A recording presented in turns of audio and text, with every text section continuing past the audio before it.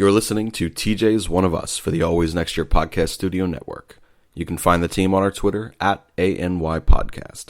You can also find us on our website, www.alwaysnextyearpodcast.com. And now, to bring us in, the Jackdaws.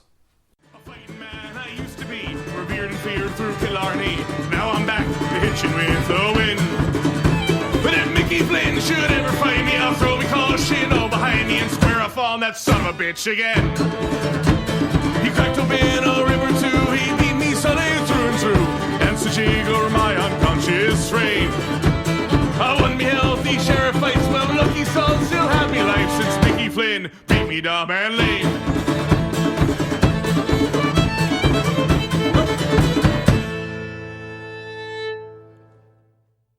Hello and welcome to another episode of TJ's One of Us here at the Always Next Year Podcast Studios. I am your host, Shane, and I'm joined by Scott. Scott, how are you?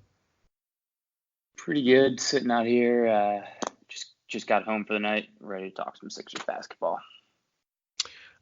So I acted as if I immediately understood the coastal time differences in that text, and I was like, oh, yeah, I figured that's what you meant. I did not at all. I was like, oh, shit, we have to record in like 6 minutes. And I had not yet finished my research. So I had to sit there and collect myself for a quick minute as I had just hung up the previous segment that I was on with Connor, Crossing Borders, by the way. Definitely listen to that show. We actually got in debates this week, which was interesting enough to me.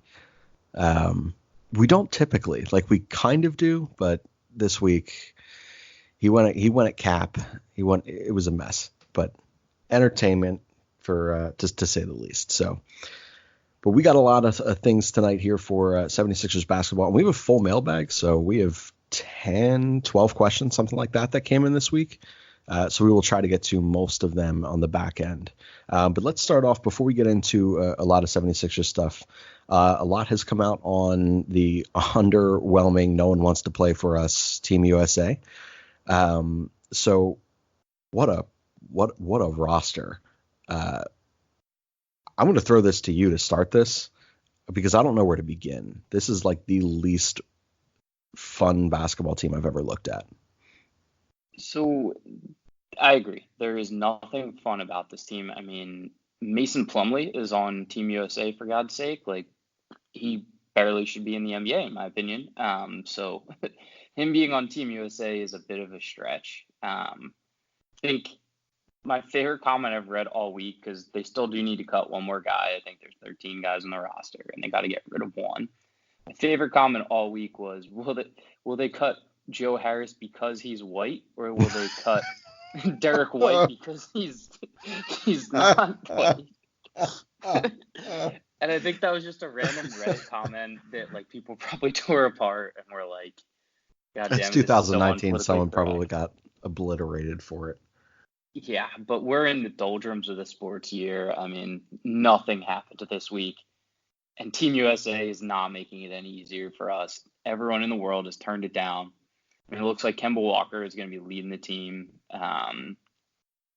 Donovan Mitchell is going to help out, I guess. Chris Middleton's probably going to be providing a little bit of veteran leadership on the team. We got Brooks Splash Mountain Lopez in there, too. Maybe he'll come out and have a crazy game, too. I don't know. I'm not excited for this. I don't know how anyone could be excited. It's absurd. I mean, you take a look at this roster. You have Harrison Barnes, like, yuck. Like, that's nothing. Jaylen Brown, who I think is severely overrated. Joe, I'm very white Harris. He gives hope to me so much for, all of our people. I think Joe Harris is pretty good. He's so boring, but he's so good. Such a smooth stroke. Kyle Kuzma, which was it you that said that you felt like he was pretty overrated as to what he is out there in LA? I think he is overrated, but he plays himself well. I mean, one of the I will be watching Kuzma quite a bit in this, just because even after we trashed it and said who's going to watch this, we're going to watch it. Let's face it. Of course, we're going to watch it. So I will be watching Kuzma to see if he is the truth a little bit, because if he comes through and plays well in this, it's not just who he's been surrounded with. It's not just him playing on a terrible team and getting to do whatever he wants. Like, I think it's a good test for him. Yeah, I agree. And I think it's something all of the NBA should really kind of pay attention to for players like him. It is that opportunity to sit there and play with. I mean, he's not playing with LeBron. You know, he doesn't have AD. You know, if he can actually prove that he's not in fact overrated, that to me puts the Lakers on a completely different level than what I would personally anticipate them being, because I don't see their depth as anything at all to write home about. So I do think that he's important. Can we talk for a second how much I hate Donovan Mitchell? Like he has got to be one of the most overrated players. I mean, how many shots is he going to take every game there looking at this roster? Over under 43.5. I agree. He shoots the ball so much in Utah, and they worship him almost as like a second Mormon-esque god. Like he is overrated in my opinion, but he does have his moments where he's good. So he's one of those guys. I'm wondering if we're going to get a Carmelo Anthony-esque performance out of him. Oh hell no!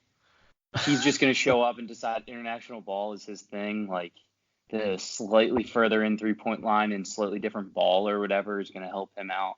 Because there's going to be one guy like that that's just, he's only good in international basketball. Like we have to see that. But that may be, but it's not going to be from anyone on Team USA.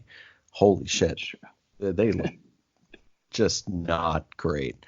But I mean, you mentioned it, it's still basketball at the end of the day, and we are still going to watch, and we don't know why. I don't know why I don't have anything else to do with my time.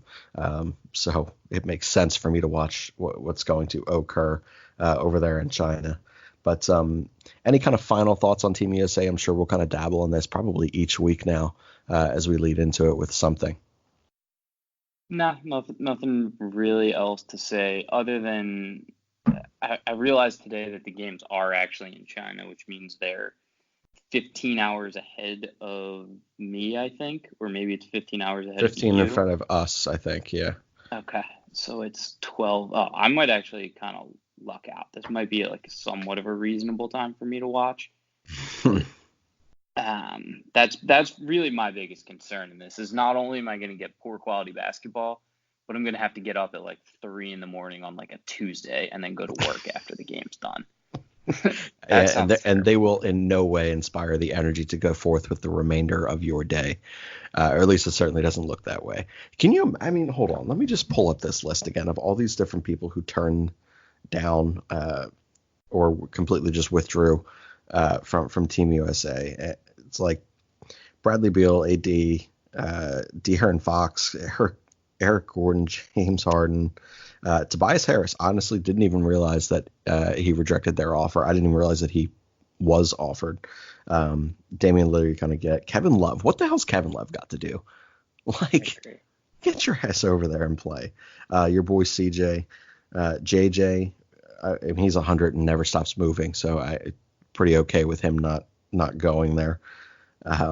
Thaddeus Young, I love Thaddeus Young.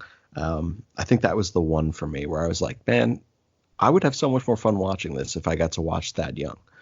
But and then Trae Young was that last one there. So like so many people just no care in the world. They are, I don't know. Professional sports are kind of in that era and in that time again where it just does not behoove the athlete to go and represent your country financially. It just doesn't work out.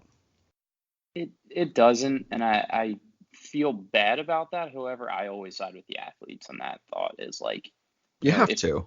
If your business is playing basketball and running up and down the court, you can't risk tearing your ACL or something. Like remember when Jason Williams or Jay whichever one it was, the guy who had a motorcycle accident and was straight out of Duke and was an awesome bull for a couple of years, and it ruined his career.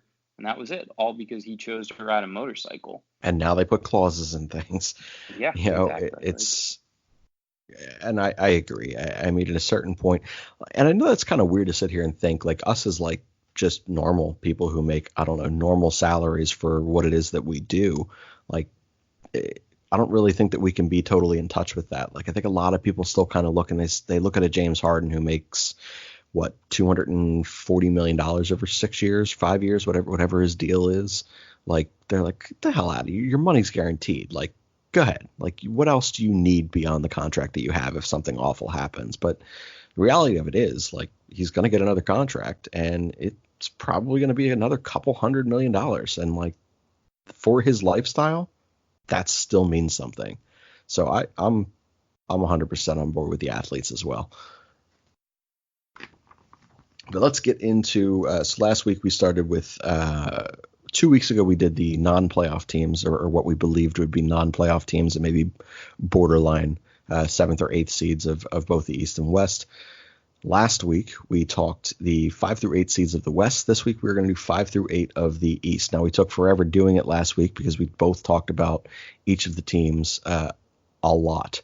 So this week we're going to just sit here, and the things that we dramatically disagree with, we'll mention that. So why don't we start with you? Let's go with your 7th and 8th seeds to start.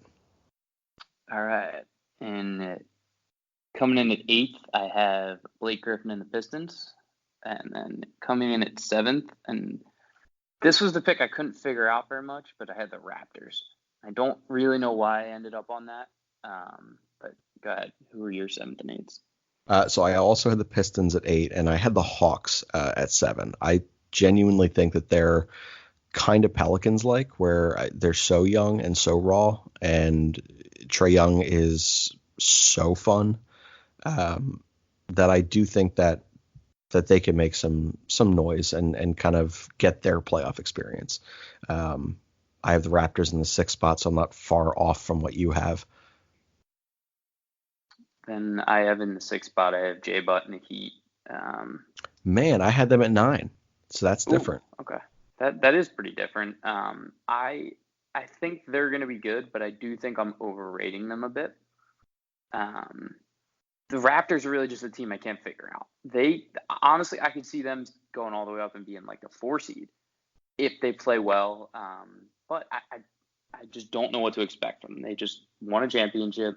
They're going to have a championship hangover on top of the fact that they lost Kawhi Leonard. Best player in the world. Yeah. It's hard to recover from that. Siakam may or may not be good. This is the year we'll figure that out. So I don't know. They're confusing to me this year.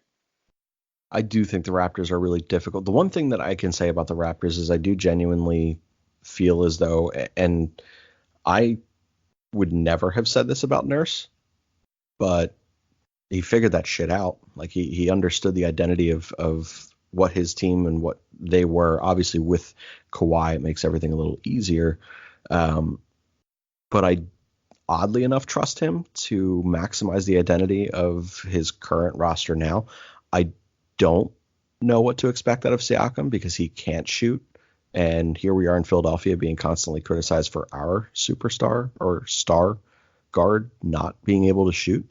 But they do have a lot of length. They have a lot of athleticism. They're kind of similar to us and stylistically, just not necessarily, piece for piece talent wise. But it is interesting. I could see them, like I said, probably middle of the road all the way to not making the playoffs. So, but the Heat, so you have the Heat in your 6th spot. Why so much trust there? So I'm going to pull up the Heat roster here to kind of back me up a little bit. Great job, ESPN.com. You didn't have, okay. So I think I'll read the starting 5 here. We got Bam Adebayo, Kelly Olynyk. I hate that guy. Justice Winslow, Jimmy Butler, and Goran Dragic. The starting 5 is pretty good. I have a lot of faith in Goran Dragic and Jimmy Butler weirdly working together. And this is kind of a deciding year for Justice Winslow as well a little bit. I think he kind of comes into his own a little bit. Takes over, gets a little better on offense. They got Tyler Hero off the bench. They picked him up in the draft. I think he is going to be some kind of sharpshooting rookie at some point in the year. I don't think he'll have a real impact, but I think one day he'll be good. And then Myers Leonard, I actually think he is going to be huge off the bench. So Myers Leonard was in Portland last year, and he was real good at being just a burst of energy kind of off the bench and keeping the pace of play that Nurkic used to keep going before his injury, and when Eves Kanter needed a break because he was playing a million minutes once Nurkic went down. Myers Leonard showed up, and he was good. I think he's a breath of fresh air off the bench. Plus, one of the things that I keep going back and forth on in the East is it's kind of up for grabs in the middle of it, right? Because I think we have the couple best teams up top, obviously. And then other than that, like, it's just who wants it more. And I think Jimmy Butler is out to prove that he deserved a team. He's going to be the face of the Heat, and he's going to be playing with a little bit of a chip on his shoulder. So at what point do you feel like Dwayne Wade makes like some random, hey, I'm going to come back even though I had a whole tour because the Heat need my six-manness? If he comes back after having that fucking showboating last year, like world tour selling T-shirts and stuff, he can never live that down, right? Like I like Dwayne I would Wade. lose so much respect. I think he's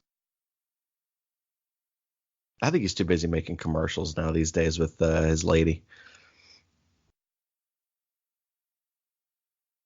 I think your internet dropped out. While I wait for your internet to pick back up, I'm going to roll with the Heat. And the reason why I think they're out of the playoffs, oddly enough, for very similar reasons you think they make the playoffs. I do dig the amount of grit that they have. I just feel as though there is not an identity to that team that makes sense for an entire roster. I feel like with Jimmy Butler, we kind of saw it in Philadelphia. Brett Brown was phenomenal at finding a way to make that work with him and finding plays and periods of the game where, hey, Jimmy's going to take over right now. And it made sense. And I think for the most part, we had a roster that allowed him to do that because, Ben and Joe are both still kind of coming into their own. Tobias Harris has never really been a me guy, or the focal point of anything, at least not for any long-term stretch, certainly a little bit in LA prior to coming. But in Miami, man, I mean, I'm with you. I think, sharing the ball at the guard position is going to be difficult and different for the two of them. And I genuinely just have concerns with stylistically how they work. So for me, I have them falling just outside of the playoffs there. Your internet kicked back in yet? yeah. Can you hear me? Solid. Okay. Good. I was trying to just talk through nothing just to make sure that it kept going. Yeah. So to fill everyone in, I done the terrible chore last week of going to get a new router and modem at the Spectrum store, and I was all pumped because our internet sucked. Got this new jacked up modem, paid for extra speed, did all the unnecessary stuff, and my internet is worse than ever now. So, such is life. We'll move on, but God does make you feel like an addict not having the internet all the time. Honestly, and I know that this is like the entirety of our business here. You ever see those memes of those questions of the things that come out? They're like, oh, could you live in a desert island with no electricity and no nothing? Yes. 100 times over. Yes. I will read books and sit in the dark and light a damn candle and cook over like charcoal grills. I am fine.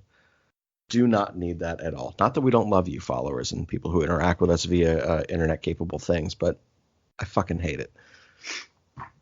So, our final team here at the 5, because we what did we do? We did 6 through 8. Yep. All right. So your team in the 5 seed here. The Celtics. That's who I have as well. So why don't you give your reasoning as to such? Realistically, I wish I could leave the Celtics out of the playoffs, but they're always going to be okay. I think they've a downtrodden year, but I do like Kemba Walker, and I think they keep the team identity more or less the same, which is going to be hard without Al Horford, but I think they're going to do fine. The only reason I didn't have them any higher and I sat for probably 10 minutes thinking about this, is I do think the Nets are going to be pretty good. And I think the Pacers are going to be pretty good. So I think the Celtics just don't make that upper tier of teams anymore in the East. Maybe they make some crazy move. I mean, they always have that in the back pocket. But I don't know. As of right now, I just see them kind of being middle of the road and 5, 4, 6, somewhere in there. That's where they'll fall. So that was kind of similar reasoning to me. And I also thought about this for a while. So to me, I feel like for the Celtics, this is like kind of their rebranding of a similar brand, but reformulating that identity as to who and what they're going to be with their pieces. Long term, who do you think has a better core talent and better opportunity to consistently represent the East in that 1, 2, or 3 seed?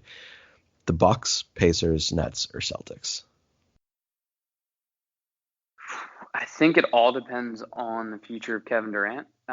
As we've talked quite a bit already, we're worried about him coming back from an injury and being the same player. I just don't see it happening.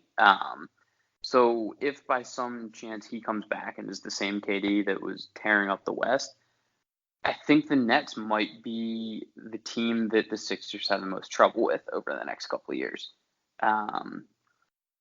If he doesn't turn out and, the Nets have all this money invested in him and, they're kind of prohibited that way, I think it's the Bucks. I mean, Giannis, or Giannis, as you like to call him, is set up to be a free agent, not this offseason, the next offseason, I believe, right?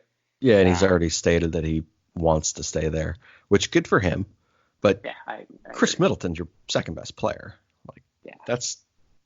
I don't fear the Bucks long term. I genuinely do fear the Celtics more than I would fear the Bucks long term. I don't necessarily trust the Celtics front office whatsoever to do anything correct to maintain that. But the intrigue right now, based on what they're building with Kemba there, to me is enough. That could be a spot that your Steven Adams ends up at, by the way. As much as I hate the Celtics, I mean, it's ingrained in me. I think that's a great fit, and they're one of the few teams that can pull off some crazy move like that. Yeah. I think they got a big win with Kemba in the offseason. I think Kyrie was just he was done playing there. Absolutely done. Whether you think he's better than Kemba or not, that's up for debate, but his time in Boston was done, and Kyrie's the kind of head case that if he's unhappy, it doesn't matter. He's leaving. He's not playing. I think he would have pulled some Kawhi bullshit if they tried to make him stay or sign again or do whatever. So he got out of there. I think they upgraded. Yeah, so do I. And I don't know if it's just because he's playing for a smaller market team. Yeah, he just doesn't seem to have the same ego that follows him that a lot of NBA players have. So there seems to be a bit of pure joy there and just I don't know, just ecstaticness to sit there and be on an NBA floor that I don't know that I've ever really seen from Kyrie. Now, I hate Kyrie, so I may just be totally off point with that. But to me, I never really found him to be someone who loves the game of basketball and wants to keep playing basketball. I feel like he's just really good at it and makes money, and he knows that. Yeah, I don't think you're off base at all. I mean, I think a lot of it was, in my mind anyway, when I see Kemba Walker playing, I always think of that UConn run. 100% of the time when I see him on the floor. And that's why I still look at him almost like a little happy kid. Because do you remember how unbelievable he was through the Big East tournament?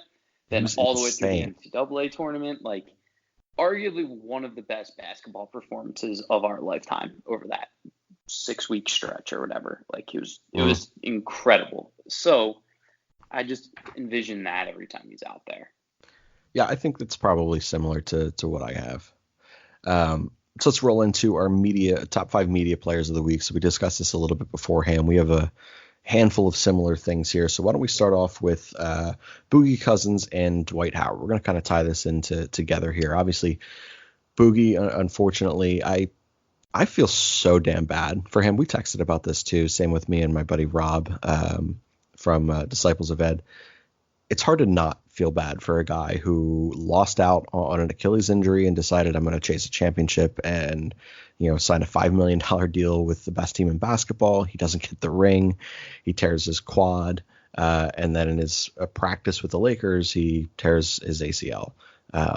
And Dwight Howard was then late, actually, I think just today or yesterday, was given permission to begin that conversation with the Lakers to go over there and take over for Boogie Cousins, which is just, it's sad for Boogie and it's oddly comical to me for Dwight Howard. So let's get your spin on those two situations there over in LA. I'm a big Boogie guy. I think anytime a player just solely bets on themselves and says, "Everyone watch what I'm about to do," they have my attention, and that's what Boogie Cousins did last year. He could have signed for way more money, but not what he was fully worth. So he decided to play a year in Golden State. They gave him the freedom to play, whenever he was comfortable to come back, wasn't rushed. Then he tore his quad, and it was a big played blow. Through it too. He did too, man. For a guy, he's what, 6'10", like not a skinny dude. Like he gets out there and played through it pretty hard. You could tell he was not the same guy. But we would get splashes of Boogie, old Boogie when he was in Sacramento, just scoring out of his mind and also like flipping off the refs simultaneously as he drains threes, like and like throws someone to the ground. But he's matured a lot as a player, I think. He's come a long way and he's won over a lot of fans. But for someone like that to tear their ACL, I can't imagine what's going through his head right now. He's got to be in a pretty dark place. I hope he comes back from the injury and keeps playing basketball. But where would you be? As a man with a bunch of knee injuries and a bunch of other injuries, something like this happens to you, does that make you hang it up, or are you getting back out there? So it's different. Each time that I had one, the only thing I wanted to do was to get back as quickly as possible. And each time I came back too soon, or I played through things that I shouldn't have. And, eventually you push yourself to a limit, or you push yourself to that point where you physically can't do what you used to be able to do. And your mind knows that. And then that starts getting depressing, being out there and being a shell of what you physically could do 3 years ago, or even the previous year. And, it comes to that point where you're like, all right, I gotta walk away. And I did. And I finally got like a massive surgery that was complicated and frustrating and difficult. And I took 3 years off before I did anything active. And then I spent that whole like fourth year kind of just rehabbing and working myself into being like a human again. And now like I'm a fully functional human. So like NBA athletes, professional athletes don't have the luxury to do that. I obviously have significantly better care than what we would have, but man, I would find it hard at his size, knowing that this is what you're kind of going through. Like, I don't know that I'd be able to go back. To me, the things that I start thinking of, and it is a good point, that they don't have the luxury to take as long as they need. If he tries to come back in the middle of the season, it's not the same as him starting at the beginning of the year. So he definitely needs to keep those kind of things in mind. But to me, what I think of is longevity and quality of life after basketball, right? Because you took the 3 years off, you got yourself walking normal again. Like, to me, it's all about being completely normal, right? If he is walking to go get dinner with his family and, he's lugging a kid around or whatever, if that hurts him or if he can't walk normal anymore, maybe it's time to step away and work on fixing something like that. If playing another year means crippling yourself almost. But I don't know. Boogie's a warrior. Maybe, not maybe. I'm sure we're going to see him back, right? He doesn't strike me as the guy who's going to he's going to hang it up. But if it were me, man, I just don't know. Like, eventually it's harder mentally, I think. And like you've hurt your shoulder. I didn't realize this. You tore your ACL too, right? Funny quick story about that. I did not tear my ACL, but I went to the doctor and they told me I did. So I got home from my brother Chris's bachelor party about a year ago. Made it all the way home through all the drinking and partying or whatever. I was walking downstairs to give my landlord a rent check, and I was in my socks and I was half asleep and I slipped and I landed on my knee in a very, very awkward and unathletic move. and I couldn't I couldn't walk for like a week. My knee was like the size of a bowling ball, and I went, through the whole rigmarole of seeing an orthopedic, and he was like, "Yep, you definitely tore your ACL. We're gonna get an MRI to, check it out." And he's like, "Good news is when you tear an ACL, you'll probably be able to walk on it." He's like, "Just don't turn." And I was like, "Well, that's a ridiculous thing to say, but okay." Like, so I went and I got the MRI. I didn't walk for like 3 weeks, and he came in and he went, "Huh, well, this is just a bone bruise. So you don't have a torn ACL. You'll be good in like 2 more weeks." And I was like, "But what if I'm not?" He's like, "Yeah, worry about it in 2 weeks." Wow. And so now I just kind of walk with a limp. It's okay. All right. Well, so weirdly lining up story. So my buddy Steve, hosts Whiskey Ramble, he's hanging out at the house tonight. I got to take him to his ortho, which is my ortho too, for a knee injury that he suffered. So years and years ago, he did a similar thing. He was drunk, and he was like, "Damn, I think I tore my ACL." And I'm like, "I think you would know if you're in that much pain." And he was like, "No, I think I tore it." Never went to the doctors. This year decided, fuck, I'm going to play soccer again. Let's just see how this rolls. So every single night after I'd drop him off at his games, dude doesn't drive, I'd text him and be like, "Hey, so how'd you do? You alive?" And every week he'd tell me, "Cracked my ankle, tore my ACL, did this, did that." It was boy, you cried wolf. Finally, I said, "I didn't ask." And he goes, "Yeah, I'm at the hospital with my mom right now." I'm like, fucking what? Same type of thing, except reverse. He did get the news. He did tear his ACL. My ortho goes, "Oh yeah, this has definitely been torn for quite some time." So yeah, apparently no one knows when you do or do not tear your ACL. Glad you got significantly better news than him. But so let's transition this into what we were talking about before, guys who walk with a limp for other reasons. Dwight Howard. The reason I'm saying that is, did everyone just forget that Dwight Howard sat out with an ass injury for the back half of last year? Like, it's the craziest thing that happened in sports that no one wants to talk about. Like, I have. Do you remember all the memes that came out like immediately upon hearing the news of what his like injury was? oh, yeah. All the memes, all the things that came, and then they just like went away. I'm like, how much money has he made in his career, and has he made enough to make this go away? Because like if it doesn't exist on the internet in some like humorous fashion, eventually it's going to die. And like, sure, it may resurface in years for a day or two, and then it goes away again. But like, it just stopped. I've never forgotten how hilarious this entire thing has been, but it's nowhere on the internet anymore. Brilliant. It's completely nowhere. His marketing team did a phenomenal job. We might need to sign them up, but I think so. But like, we all just let that happen, and it's cool. Like, if that's his thing, but we never got to the bottom of it. We never got a full story. He just kind of sat out, and then showed up, did a couple interviews in the off season now, and claims for like the 12th year in a row that he's now back and has lost 20 pounds, is going to be the best center in NBA history again. How much longer are we going to believe this guy? Like, he's just full of shit. I can't believe that the Lakers want him back.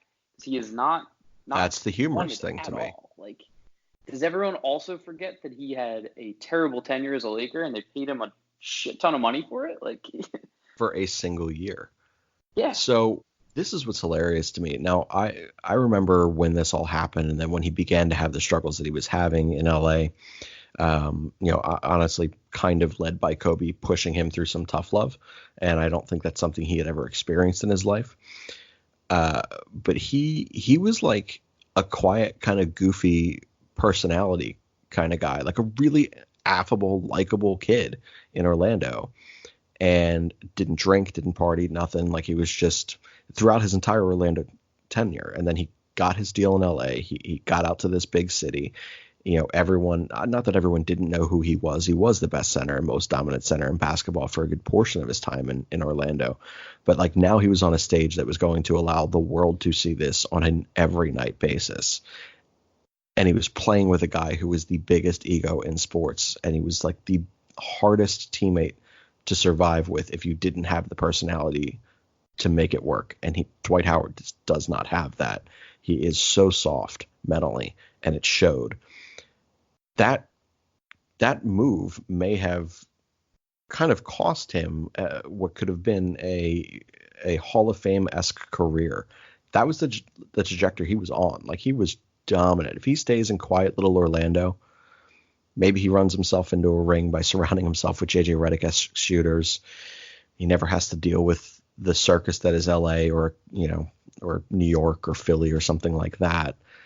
He goes to LA and he has never recovered. No one wants him. He comes up with injury after injury. He has an attitude and he rubs people the wrong way. This guy is a shell of himself physically and talent-wise, and he's a shell of himself in terms of his personality. He's just an ass now. That's funny. That was a good ending on that rant. That was super nerdy that I just had to laugh at myself at that. I liked it. To me, it's just I think everyone has amnesia in the media, in the basketball world. I don't understand why we're having this talk about Dwight Howard again. And I'm not exaggerating. This has probably been the fourth summer in a row where he has reinvented himself as a player, and it just doesn't work. So. Yep. And he's had so many different circumstances. He's gone to play with other stars. He's gone as a kind of a role-playing bench player. He's gone. It's bizarre. No matter the setting, no matter where he goes now, it just doesn't work. So those were two of our media players of the week. We've went longer than I anticipated on our first 2 points. You were very, very right that we do take a while to get through some of these. So let's go to you with some of your rookie news on NBA rookies this year. You said an article had kind of come out stating, which careers I don't know what the hell the article said. So why don't you take this one in with our NBA rookies of 2019? So the league rookie survey came out. Concept of it is they ask the rookies questions about their peers because, they probably know each other better than anyone else would, or maybe they've been playing AAU together for 10 years because that seems to be what all players do now. So the shocking things that came out of it were the rookies voted Cam Reddish to have the best career of anyone amongst themselves. 19% of them voted for Cam Reddish. Interesting. Go down. Yeah, Zion got 5%. I thought I read that stat wrong. I read it 12 times. That's what the numbers were. But Zion's not a basketball player. He's an athlete. He did get voted most athletic. So that's just inarguable. The guy is a freak. Then Ja Morant got a 16% vote for best career, which I kind of agree with. I think Ja Morant's going to be awesome. I think Ja Morant's really, really good. I'm thinking about, not to pull it back to jerseys because we always do, but I've been looking at the Memphis Grizzlies jerseys coming out, and they're pretty awesome. I may have to light blue, dark blue, or white. You're a white guy, right? I'm white, but I like the light blue ones. They're unique. There's nothing like it in basketball. Yeah. So I could see myself rocking that, but Memphis, where all players go to die, so who knows what happens to Ja Morant. I don't know that can that argument be made for people drafted there right now? I can think he can break that. That's true. He should be fine. We'll see. But the surprise to me out of the article was our boy Matisse Thybulle was voted the best defender among all NBA rookies. So great job. Fits Sixers. The mold of a Sixer. Yeah, exactly. At least Brett Brown's Sixers. So I'm pumped that the rest of the league, or at least the rookies of the league, agree with us, and that Matisse Thybulle is going to be a monster and a great defender. And yeah, it was exciting to see that even though the draft almost wasn't a focus for us this year, we still did a great job, and we get some recognition from the league for that. Yeah, and I think that they've done a really nice job over the last couple of years drafting an identity of a player and, finding building a DNA of a player on a board and saying, all right, who best fits those particular characteristics that we can just kind of plug in. And they found players that they could sit there and coach up and maximize other areas of their game in the Zhaire, in Matisse, in Mariel Shyok even. So they've done a really nice job in the draft, even though it's been like kind of the unsexy and unpopular moves to this point. Let's see. We have Jeremy Lin. I found this hilarious, also sad a little bit, but Jeremy Lin had like a minor breakdown because his NBA career is coming to an end, which is hilarious because he had 3.5 nights of basketball where he was a real player and he made an assload of money out of it. And he is now in talks to become a member of the Beijing Ducks, I think they are. And he backed up he, like I said, had his little mini meltdown over his NBA career ending. And then 3 days later or something of the sorts that he always knew that his basketball career would end playing in front of his people in Beijing, China. I don't think you can do that. I don't think you can cry over something and then back out 72 hours later and say that it's all part of your plan. But what's your thoughts on Jeremy Lin and his somehow making a 9-year NBA career out of 1 week of Linsanity? I'll approach this in 2 different ways. Do you remember Linsanity and how crazy that was? Yeah, I shot half of it. Oh, damn, I forgot that. Oh, okay. So same thing. I was in college. All my friends are Knicks fans. So I probably watched every game of Linsanity, and it was one of the more interesting periods of basketball I've ever experienced. The whole city of New York was behind this kid, and then Carmelo fucked it up. Yeah, Carmelo ruined it, as he does with a lot of things. Jeremy Lin just fell off and just kind of forgot how to play basketball, but he was in a frenzy for that small amount. He has gotten numerous giant contracts for way, way too much money. He got a ring last year because he was in Toronto. Mm-hmm. He's gotten literally everything that most guys would ever want out of basketball. To me, I don't understand how you can be ungrateful for what he is, right? He's had a good career, not a great one, but he's going to be remembered forever. There's a freaking documentary about the guy. Which is great, by the way. Oddly enough, very good. Yeah, he has a phenomenal story, and I like that. I don't understand why he's upset to go to China and play. Honestly, if I was him, I'd embrace it. And yeah, why would you not? Yeah, he's a superstar over there. He's a superstar over there and always will be. Like, literally, he will be a legend in China forever. He'll be a legend in the U.S. as well. If I saw Jeremy Lin, I'd want to go talk to him, and you'd recognize him because he has some crazy hair thing going on, and just can't be a normal person.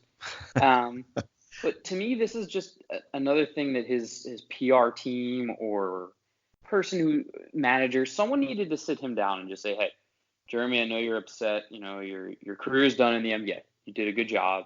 But here's what we're going to do. We're going to go out there, and you're going to have a press conference. It's going to just be you. People are going to forget you exist for a little bit, but we'll get a broadcast somewhere. You might cry a little bit. You're going to talk about the good times in basketball, how you got a ring, how you became a starting point guard after sleeping on your brother's couch. Talk about how you achieved your dreams and how you couldn't be more excited to go play for the Beijing Ducks. And that might be one of the worst sports names I've ever heard. So I kind of hope that's actually who he ends up playing for. But there was definitely a way to sell this and for him to gracefully step away from the NBA. The thing I dislike most about this is now there's a black smirch on his name. He's no longer as cool of a story because of the way that he whined and complained and said he didn't get what he wanted. Like, his career is over in the U.S. There's plenty more money to be made, and there's a happy take on that. But he just chose not to go that way. Yeah, I guess from one standpoint, I think I'm always going to understand the athlete who isn't ready to walk away from the thing that they love, and he does clearly love the game of basketball. He loves the platform it's given him, and he certainly loves the freedom to have an image, as you mentioned, with his ridiculous Andrew Bynum-esque haircuts and hairstyles. Yeah. One day we'll have an episode of least appreciated athletes in the Philly for good reason. But you're right. It's at a certain point, you do still have to sit here and see the way that you are perceived, and you do not want to ruin what is an otherwise fairly positive perception of who and what he and his story is and was.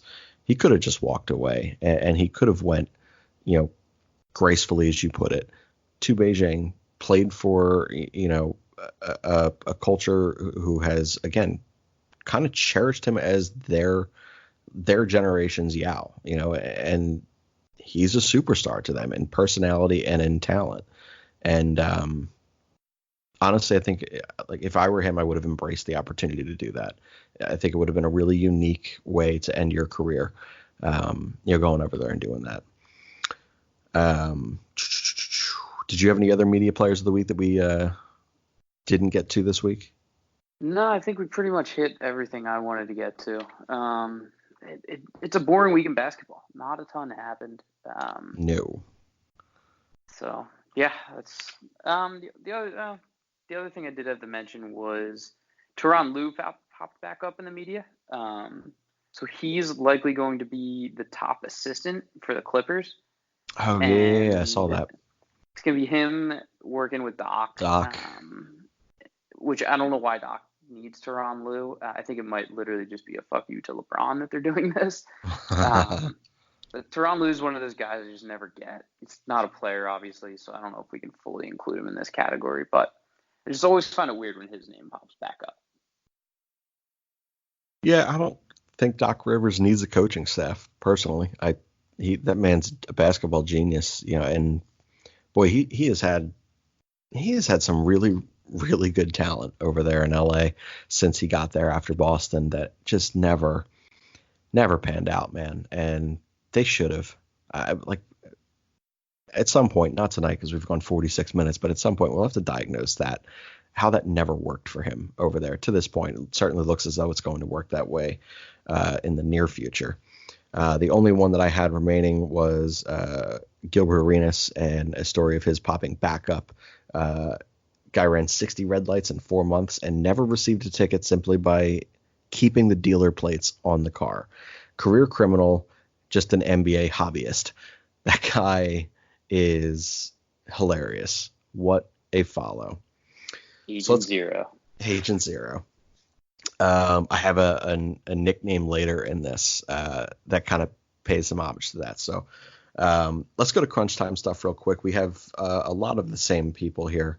I shockingly forgot arguably I blocked it out. Let's be serious here. But you brought a text to me and stated we should talk about who we would want to give the basketball to in all of the NBA right now with 10 seconds or less left on the clock. This kind of goes to the Andre Iguodala, Steph Curry thing that we had last week. So why don't you give us your names first, and then I will give mine, and then we will talk about the one or two differences that we came up with.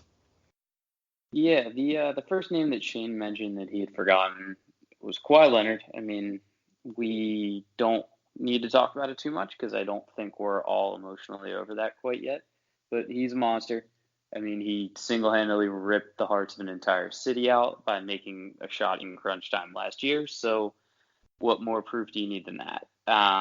We also had Dame Lillard, who I believe we both agreed on. I mean, Dame has won several games by himself. He is the best poster in terms of looking casual in a moment of chaos that I've ever seen. Oh, I would love to have that up on my wall. It was a brilliant moment. Him draining that 45-footer, just like it was an easy shot, and putting his fist up, being like, "Yep, I made that." Oh yeah. Then the one that Shane didn't want to talk about is LeBron James. I mean, guy's one of the all-time greats. I mean, I'm giving him the ball if he's on my team. I don't care if he's got the hot hand or the cold hand that night. I'm just giving him the ball. He'll figure out a way to do it. Let me think. The last one, too, that I could go on and on about it a bit more, but the last one that I had was more of just kind of an homage to the Sixers last year and what we kind of had to struggle through. Is JJ Redick, giving that guy the ball. You just get a certain amount of confidence when someone like that kind of veteran, gets the ball in their hands and gets a clean look. You just know they're going to make it. That's what I'm looking for in crunch time. how much did it drive you crazy that his body needed to be torqued in ways that didn't make sense? Like, he could be moving and falling in one direction, but spinning in the opposite one, he could shoot with the wrong fucking hand, and I would have confidence that it's going in at that point in the game. There was a shot early last season or the season prior, and I remember when he hit that falling three, baseline, spinning and torquing the incorrect way, that the second it hit the bottom of the net, my phone blew up with almost everyone from this podcast texting me if I saw that shot, as if I was not watching that basketball game. And I'm like, please, someone make sense of this to me. But you're right. For whatever fucking reason, that guy, I trust him to do anything that he doesn't have to put the ball on the ground, a catch and shoot. I don't ever want him putting the basketball on the floor. That guy is, pass him the ball and let him dribble or make a move, and he is damn sure going to turn that basketball over in the last few minutes of a game. Oh yeah, definitely don't let him put the ball down. But let him. It tires me out watching JJ Redick just run around the court endlessly and then just somehow get open, twist his body in a weird way, and make a three. Totally. The last other name that I had, and I think you had this one as well, was Steph Curry. I mean, greatest shooter of all time, right? We talked last week about how I'm giving him the ball in the Warriors. Not much to be said that hasn't already been said about him, but yeah. So who do you have on your list? Probably the biggest surprise here is Lou Williams, and it comes as a surprise because, one, I used to hate the guy. Two, I don't know that I've ever fully appreciated the kind of offensive skill set that he has. I mean, you talk about there are a handful of players in the NBA who truly can beat you anywhere on the floor. Like, Lou Williams has the elusiveness and creativity with the ball that he can get to the rim if he needs to. He's a fantastic free throw shooter. He has these freakishly long arms and still has hop even at his age, that he can, even at 6'1", he can out jump you for a mid-range shot. And he has a quick enough release from three that if you get him the ball near the arc and you need a 3-point shot, he can hit that too. Like, he's such a rare offensive talent, and it's that fine wine of just getting better with age, and I don't understand him. But fuck, if he was, I would take him on the Sixers right now 10 times over. Me too. I think that he's a unique offensive weapon at crunch time, or really just whenever you only need offense and definitely don't need defense. Definitely no defense. Yes. The other ones I had was Kemba. I can't remember if you said that. And then PG-13 specifically for the 4-point play that I still... LJ hates the Sixers. He hosts our Kelly Green Hour. He purposely only roots for every single team the Sixers play that night, and he's like the biggest fan that's ever existed for that team. Well, that night he was an OKC fan. And so I was watching that game with Stephanie downstairs, and he was watching it upstairs, and I heard him through the vent yell and immediately instinctively tweet how he was the biggest OKC fan. So he's never been a clutch guy ever until this year, and he's another one who doesn't make sense, but he is just getting better and better with age. So crunch time with the 76ers. Sixers last year went through 3 possessions where they couldn't get shots off. Big part of that was the fact that Jimmy Butler rolled his ankle and didn't trust that he would actually have enough lift to get a clean shot off. But it's not good. This year, their identity is going to be a little different. Who are you giving the basketball to in crunch time for the 76ers? What do you think that their style or identity is going to be? I feel weird saying this, but I think Tobias Harris has to get the ball at crunch time. That was what I said. Yeah, Perfect. I figured we'd be on the same page. I went on a rant at right when we started doing this pod, or when I came into it, and it said I think Tobias Harris is going to have just a career year. I'm sticking with that. I think he's just going to have the hot hand a lot of the time at the end of the game. We're going to need to put up a shot. Nobody else can shoot, so I mean he's almost the obvious pick from that perspective. But I'm curious to see how he'll fully adapt coming into that role. It was kind of the role he had in LA last year, honestly. So I feel as though it's something that he'll grasp okay. I just think that he's not hidden by other offensive shooters like a Lou Williams. Like now it's him. He's our pure scorer, or pure shooter. Excuse me. Interesting. Who are you taking, Ben or Joel? Who would you rather have the ball with the last shot? I think this is so up to right now. I would say Joel Embiid, but I think You're as wrong. this year goes on, Ben Simmons will take over that role because I don't trust Joel Embiid when he has to ISO or handle the ball too much away from the Thank you. basket. That's my issue. Ben Simmons to me he needs to take a big step up in maturity this year, and I think he's gotten a lot of experience in the playoffs and in crunch time, and I think he'll figure it out midway through the year. So I think that question is it'll have a changed answer midway through. Yeah, for me, I sit there and I trust Ben's ability to always get to the rim if he wants to. I don't think there's a player in the league that can prevent him from doing that if he wants to do it. And then he's shown this strange ability to knock down free throws when it matters. Like that's the only time he can hit that 58% of free throws made. And you took the words out of my mouth. Joel putting the ball on the ground or on the floor is just a fucking nightmare. Watching him fade away on these jump shots, that's a guy that needs to get the ball in the low post and use his 15 different moves that he has to get inside creatively.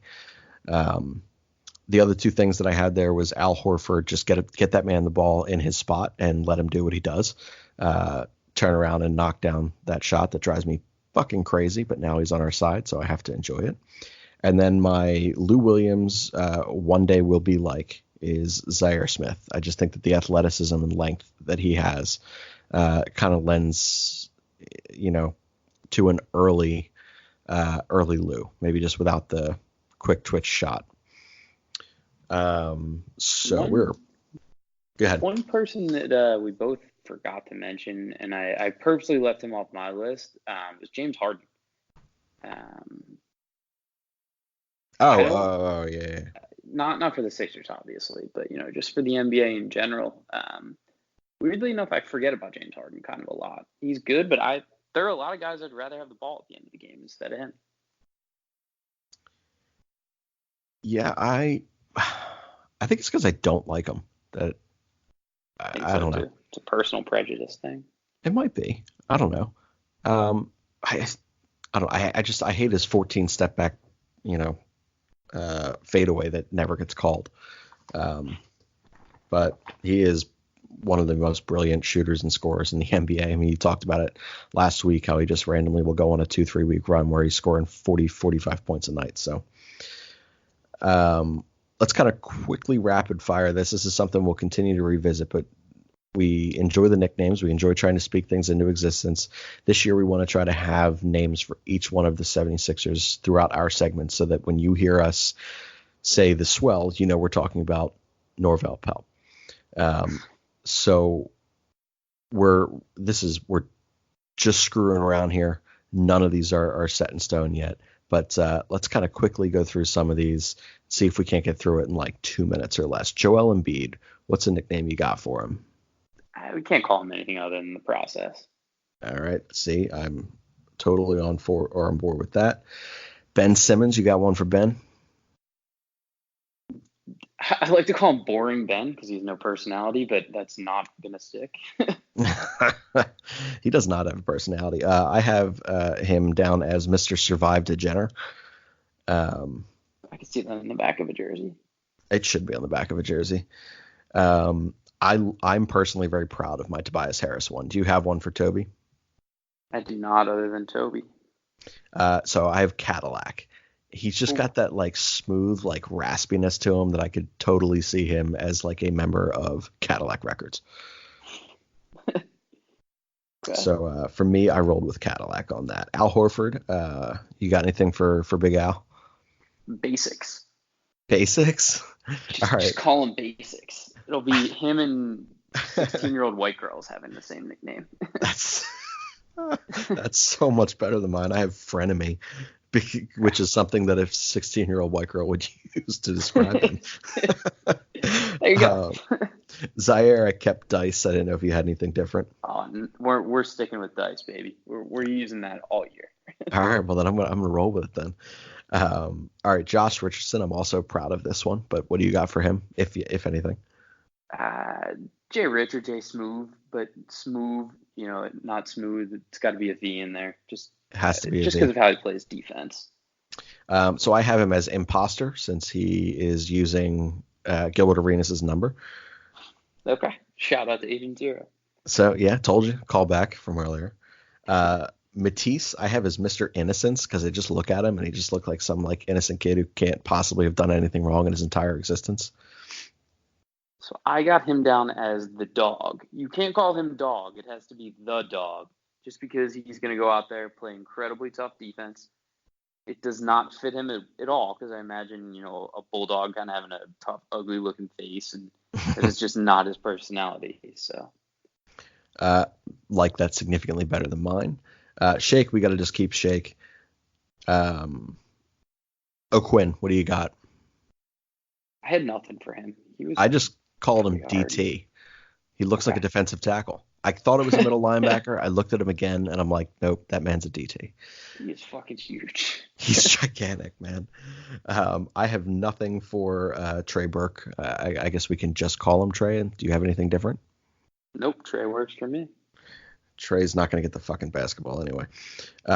Jonah, I have him as Bites because he always does. I had him as Killer Whale, kind of as getting biblical on you here. Jonah and the whale. So we're probably just going to move past that and forget that I went biblical with my nickname. Still find it hilarious. Norvell, we're keeping as the swell. I dig it. Mariel Shyok, excuse me. I have Tyrone Hill Jr. I had nothing for him. I like that. I like keeping Tyrone Hill fresh in everyone's mind. How can you not? My God. And then for Raul Neto, I have Raul with a capital A in that name. Just because I think it's ridiculous to spell your name Raul and make us say Raul. Yeah, I agree. I just had Nettles or something like that thrown in. Nothing too funny. I didn't think too much about him. All right. So I mentioned it earlier. We have about 10 questions. We're going to go through them, but we're going to do them like very, very quickly. Mainly because I go got ahead. One more nickname to throw in there, and then we can go through all the questions. Are you giving Brett Brown one? No, I haven't come up with a good enough one to disgrace Brett Brown with one of my stupid nicknames yet. But I have Forkon, the Cork Monster, Cork Moss. And the only reason I want that is because have you ever seen the cartoon Big Mouth on Netflix? I have not, but I totally forgot that Furkan came out of his leaving the NBA to immediately come back to the team he demanded a trade from. Yeah, weird situation. He's a monster. But so Big Mouth is about kids going through puberty and stuff, and they get a puberty monster that goes around with them. Every time I look at Furkan Korkmaz, and I'll send you a picture of what these look like after we're done here, he looks similar to one of these stupid puberty monsters. So I want to get a mock-up of him done on a T-shirt looking like a Big Mouth kind of monster, and hopefully he has somewhat of a tenure here. So if I'm going to invest time to design this T-shirt, it'll work out. Design the T-shirt anyway. Fuck it. Cool. I totally forgot Furkan still, or a Sixer again. All right, we're only going to answer these specifically because I told a handful of the people who submitted them that they would be on this show. So bear with us with the another show going over an hour here with TJ's One of Us. Eventually, we'll get this down. I think the off season we just stir up a bunch of different shit to talk about. So I'll ask if you don't have answers to some of them, then I'll chip in. First one is from Catherine. Fuck, whatever. Aside from AI, which Sixer do you think was or is the most culturally influential during their NBA tenure? Can we count Dikembe Mutombo as a Sixer or no? Of course you can. Dikembe Mutombo. Guy is just single-handedly helped save the continent of Africa. Perfect. And he also told us before the lottery balls dropped that we got the number 1 overall pick. Yep. So shout out to the finger wag. Which is the ugliest uniform number you have ever seen worn by a 76er? I'm gonna defer to you on that one. I don't know. I am just going to go with Spencer Hall's and the 0-0. I think it's because I hated Spencer Hall's, and I feel like if you're going to wear 0-0, you've got to have a lot of swag, and he did not. Zero swag. Yeah, 0-0 swag. All right. I did like this one when it came in. This one is from Ben, or Ben's Jumper. Who are some of the NBA stars over the last several years that have lacked a jumper as badly as Ben does that did eventually develop a jump shot? I need a confidence booster right now because I don't believe in these leaked videos. I love the fact that he put leaked videos in quotation marks right now, as if they're not perfect, like they're not leaked, but whatever. I mean, Kawhi Leonard's the best example because he didn't know how to shoot a three. Like, yeah, him or Giannis were the two that I was thinking of, and Giannis still can't shoot, but he's better than he was. But he's willing to now. So if you want to go for another guy of similar size, stature, and skill set, Giannis also didn't really shoot. Now he will shoot a handful of threes a game, and it's only a matter of time before he learns. But one of those guys is an MVP candidate, and the other one is Ben Simmons. So I think that Kawhi and Russell Westbrook still hasn't learned how to shoot. And I mean, he averages a triple-double anyway. So but the fact that Ben can't shoot discourages you too much. Which is weird because his form looks perfect. I've never been able to understand Russell Westbrook. Like, he's just got like this beautiful, like, little flick of the wrist of a shot.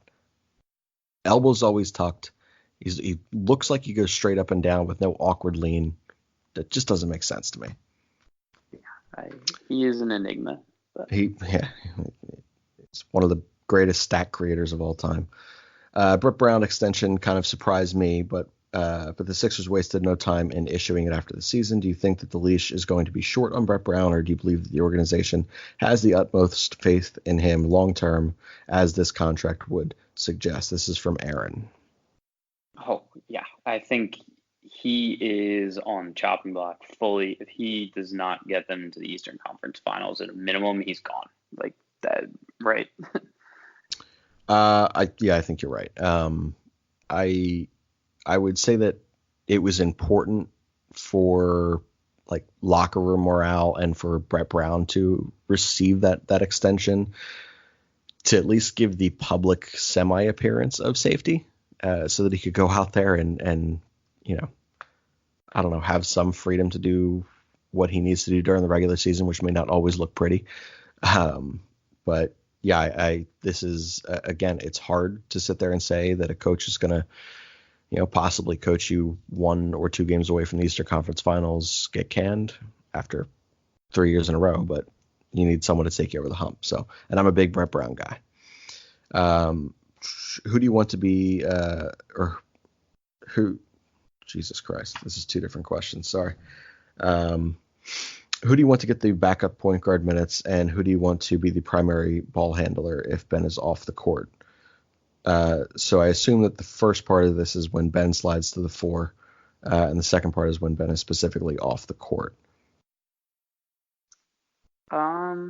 I mean, I think we're all kind of rooting for Shake Milton to get a lot of those minutes. I don't know if that's actually going to happen. I just hope it's not Trey Burke, but I kind of think it's going to be Trey Burke, to be honest. I think they're going to rely on him too much. Yeah, I agree. Where do you see Raul Neto fitting in with that point guard? I don't even know. I don't know quite enough about him really to say how he's going to fit in. And I think I like Shake too much and dislike Trey Burke too much to have an opinion on another point guard beyond that. It's just going to be that. I respect that. Who do you see having a bigger impact off the bench, O'Quinn or Bolden? I hope it's Bolden, but it's going to be O'Quinn. Yeah, to me, I think I personally, for you and your nickname, Mr. the Swell, you should be hoping that Bolden is atrocious or that he's totally uncoachable but talented and he gets shipped out for, I don't know, a couple second-round picks or something. That way your boy can get called up. Much as I want to see the swell sitting on the bench of the Sixers and, getting some garbage time minutes, I do like Jonah Bolden too. But Kyle O'Quinn is a beast.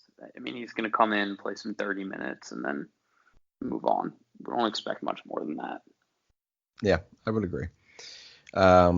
Which game do you think will be the rowdiest game at the center this year?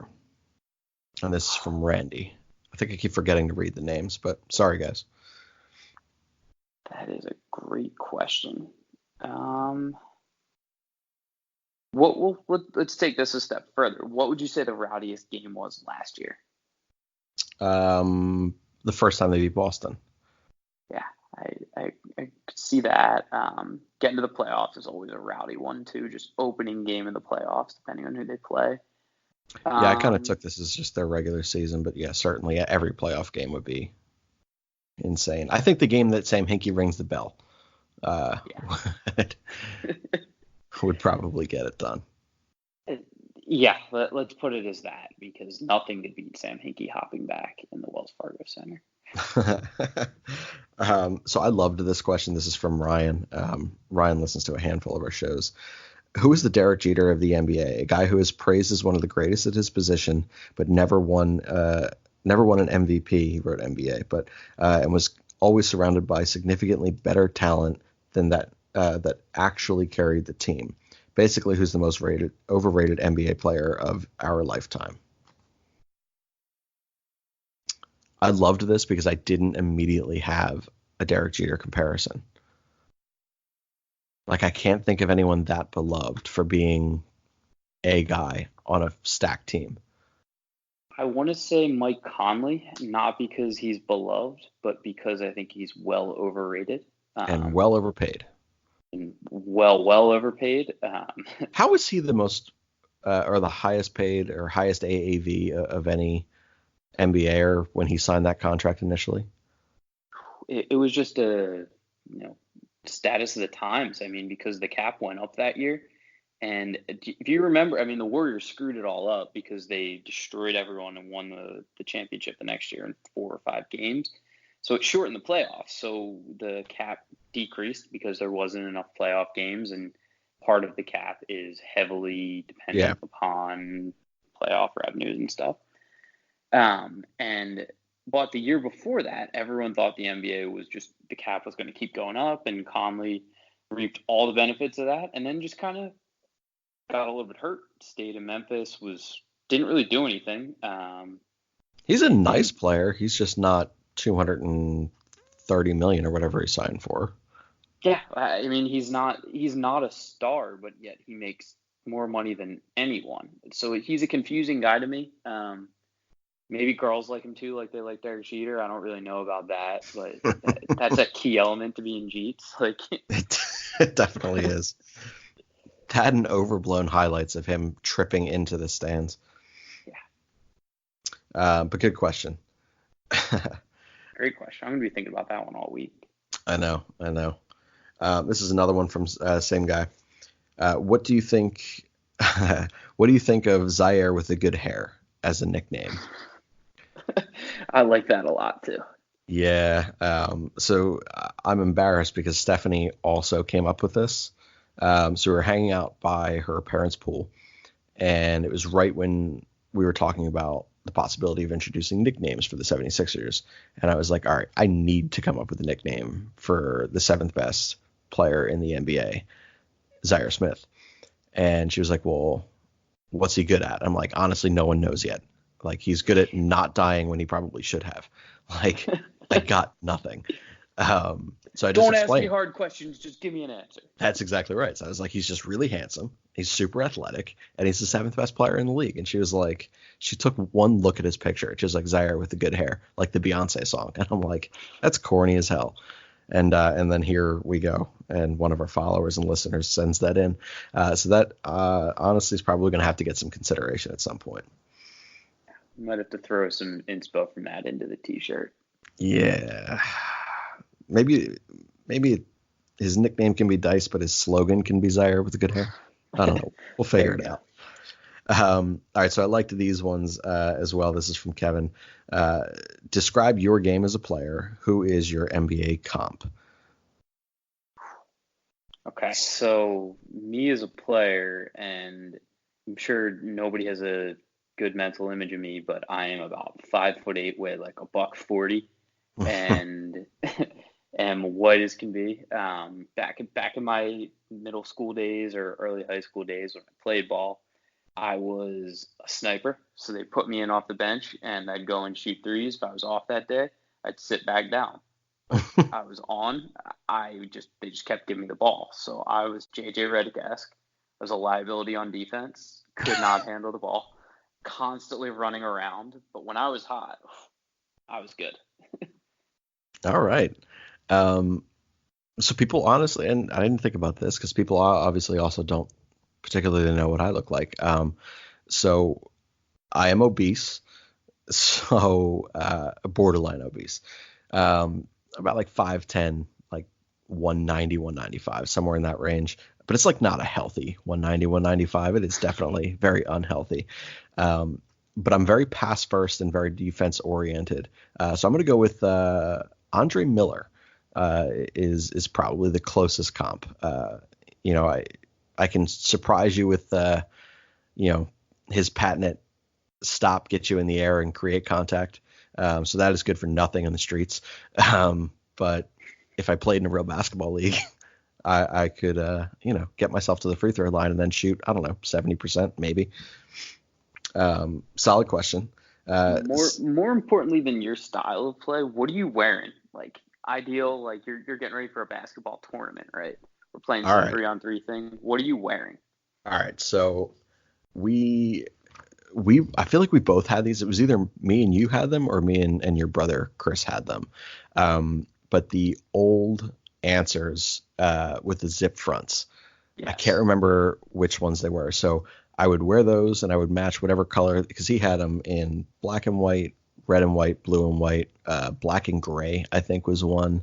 So I would match whatever the secondary. Yeah, so we would match the secondary color with my sleeve on my left knee that I wear so that I don't have to see the surgical scar, to remind me of the fact that every time I step on a basketball court, I tear my ACL. So I would wear that, and then I'm going to pay a little bit of respect here to White Man Can't Jump, and I would definitely wear a backwards hat, just to complete the look of nothing about me makes sense right now. I always wear long sleeve Under Armour also.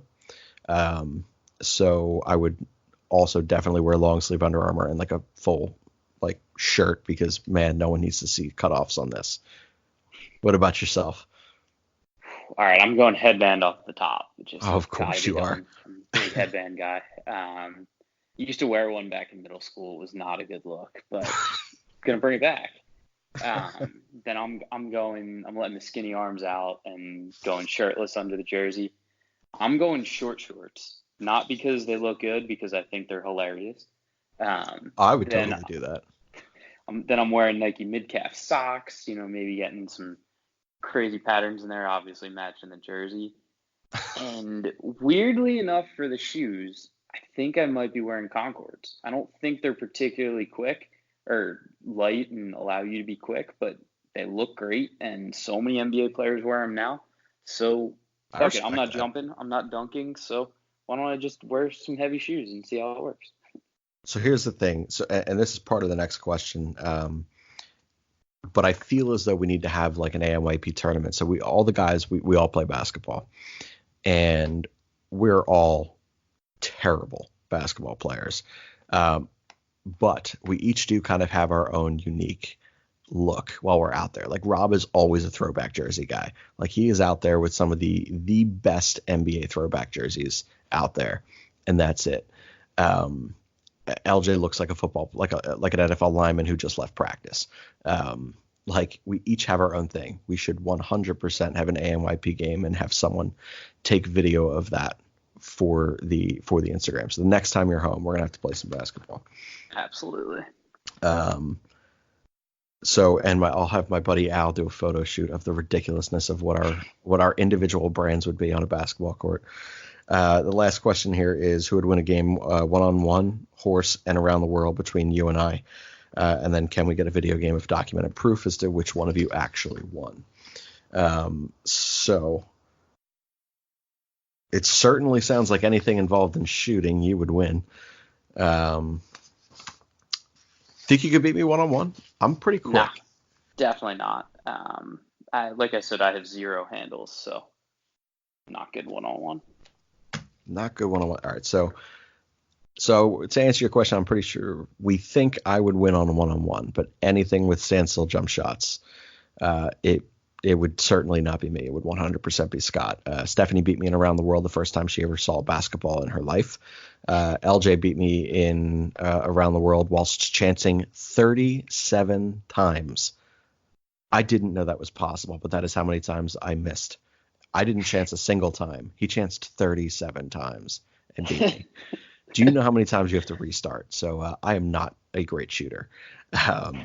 But we appreciate the questions, guys, bringing those things in. We said that we were going to go 45 minutes to an hour. We are at an hour and 20. So let's wrap this up with a Zhaire's stash for the week. Who do you got? So I was looking through the Team USA pictures, and I'm between 2 guys. So I'm just going to call them both out here because they have terrible pictures for different reasons. But Marcus Smart has the worst facial hair in the game. And it looks, straight up pubes. Pubes, and this picture, I swear to God, he is high as a kite in this picture. It is ridiculous. Check it out if you happen to look at the Team USA roster. And then the other guy is Miles Turner. Miles Turner is actually a good-looking dude, but has some of the worst hair I've ever seen in my life. Don't know what he's doing with that. Yeah, it just is. He looks like a reggae singer who's like 7'3". Yeah, and that's got to get in your eyes, right? Like, just have a more convenient hairstyle for what you do as a career. Headband. That's true. He is a headband guy. There you go. I am going to say that neither of them, by any means, can take down Zhaire Smith, the 7th best player in the NBA, the NBA's most handsome NBAer. Mine for you is introductory press conference version of Brett Brown. Now, can you imagine if we get this right? If we get this thing right, I mean seriously. So a skinny, no facial hair, non-stressed having Brett Brown. Is he, who is a very handsome man in his own right, more handsome than the 7th best player in the NBA, Zhaire Smith? I'm going to say no, because the second he opens his mouth, he has that stupid accent. So, no.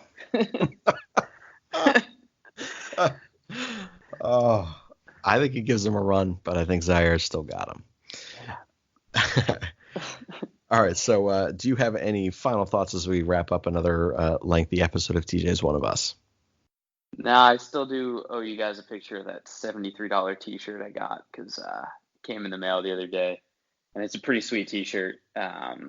So I'll post that for you, but I have not done anything else stupid this week. I was well behaved, so no more thoughts from me. Well done. Well done. I have nothing else for you guys with the exception of make sure to go to Just Food. 215-794-FOOD, 215-794-3663. Treat yourself. Take it home. They're out of Bucks County, PA, Buckingham Green Shopping Center, which is just above Peddler's Village. For those of you guys who know that area, go take a drive down there. See our guy Asian Rob. So Steve and I, who is at the house right now, probably wondering what the hell is going on, and the fact that I've been in studio for 90 minutes now. But we went last week, and Steve got shrimp salad. Is that a thing? Shrimp salad? I think it's shrimp salad. Oh yeah, delicious. There you go. So he got that. A red, white, and blue sandwich, which neither one of us have any idea what it is, but it was fucking delicious. And then they also do catered events. So they put together a veggie tray for one of Steph's family parties 2 weeks ago. They never seem to disappoint. So go visit our guy Asian Rob and his team over there at Just Food. Again, it is 215-794-FOOD, 215-794-3663. Treat yourself. Take it home. You can visit us on our website. It's www.alwaysnextyearpodcast.com. We have a team of writers now. Most of them even contribute writing on a semi-seasonal basis, which is really nice considering the previous team of writers we had. We don't know if they're still alive. We have always interesting follows on Twitter. You can follow Scott on Twitter. It's SP Novik. You can follow me on Twitter. It's Shane_Mead. And the podcast is at ANY Podcast. Please remember to rate and review the pod. Any funny, sarcastic, hateful, hilarious reviews, we will read them on air, especially if you call me out for anything, or Scott, or any of the hosts on any of the shows that you were listening to. That's going to be it for TJ's One of Us. We will see you guys next week with, we hope to God, one of these times, a 45 minute to an hour long episode. Scott, it's always been real. A fighting man I used to be, revered and feared through Killarney. Now I'm back to hitching with the wind. But if Mickey Flynn should ever find me, I'll throw me caution all behind me and square off on that son of a bitch again. He cracked open a river too, he beat me Sunday through and through, danced a jig over my unconscious frame. I won me healthy sheriff fights, well lucky son, still happy life since Mickey Flynn beat me dumb and lame.